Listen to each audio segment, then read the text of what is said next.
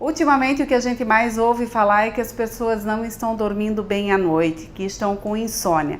Hoje mesmo eu comentei com uma amiga que eu não havia dormido bem à noite e ela falou: nossa, mas eu dormi a noite inteira. Coloquei umas gotinhas debaixo da língua e capotei. Mas não é bem por aí, né, doutor Guilherme? Exatamente, Nelly. Então, assim, os distúrbios do sono, eles cada vez mais têm ficado prevalente, uma prevalência muito alta. E a gente tem visto uma grande parte da população com problemas do sono. Não somente a insônia, mas outros distúrbios do sono. Então, pelo menos mais de 70% da população brasileira vai ter um problema de sono pelo menos uma vez na vida. Aquele cochilozinho depois do almoço, ele ajuda ou ele prejudica o sono da noite? Isso também é muito variável, Nelly. Existem pacientes, pessoas que precisam dormir mais, então essas pessoas são consideradas noturnas, elas produzem melhor à noite. E outras pessoas que têm maior facilidade cognitiva durante a manhã, são as consideradas as pessoas matutinas. Então existem os dormidores longos, que precisam de mais tempo para dormir, e os dormidores curtos, que precisam de menos tempo e não se prejudicam no dia a dia. Essas pessoas que são dormidoras longas, elas se beneficiam da dormidinha depois do almoço.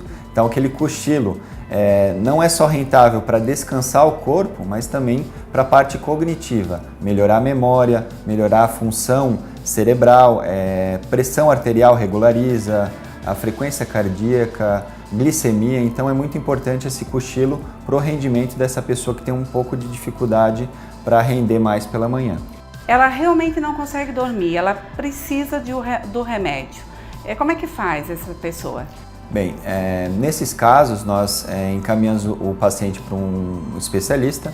Medicina do sono ela é jovem, então tem muitas especialidades ainda trabalhando com medicina do sono. Neurologistas, psiquiatras, otorrinolaringologistas e pneumologistas. Então se essa pessoa está com dificuldade realmente de dormir, ela precisa procurar um profissional desses e fazer uma avaliação médica. Primeiro o médico vai fazer alguma entrevista, avaliar se ela está fazendo mesmo as medidas de higiene do sono e depois, com a avaliação médica, avaliar ou descartar causas orgânicas. O que seria a higiene do sono? A higiene do sono seriam medidas, a gente geralmente passa medidas através da consulta com o paciente, para o sono ser mais efetivo. Por exemplo, o local onde essa pessoa dorme. O quarto ele tem que ser escuro, tem que ser vedado, um ambiente sem ruídos.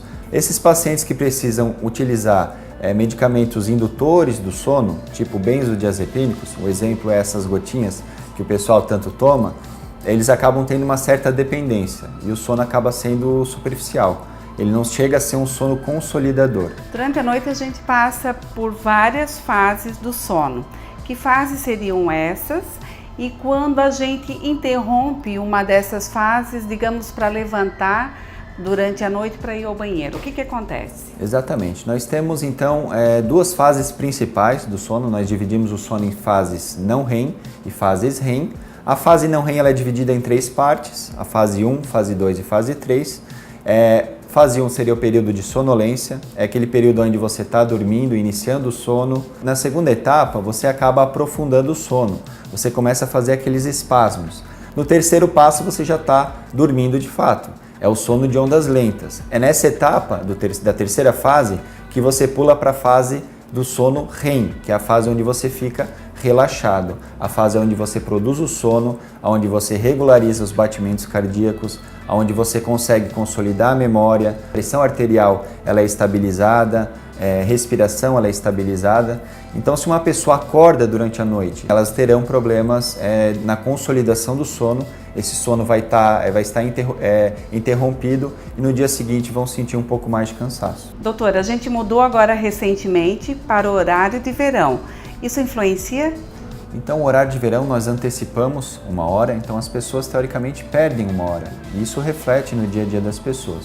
As pessoas que têm mais dificuldade para se adaptar são classificadas por faixa etárias, principalmente as crianças e os idosos.